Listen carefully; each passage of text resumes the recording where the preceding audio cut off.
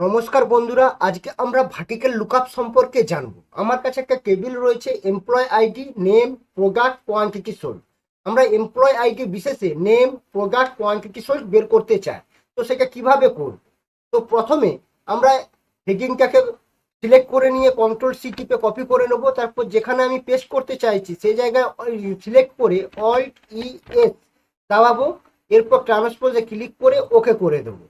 আমার চলে এসেছে employee ID, name, product, quantity sold. এরপর আমি এমপ্লয় আইডিতে যে কোনো একটা আইডি লিখে নিলাম, দিয়ে এরপর এখানে আমি is equal to V lookup. তো লুকআপ ভ্যালু আমার এমপ্লয় আইডি সিলেক্ট করে নেবো, F4 কি এর সাহায্যে লক করে দেবো। এরপর কোমা টেবিল অ্যারে।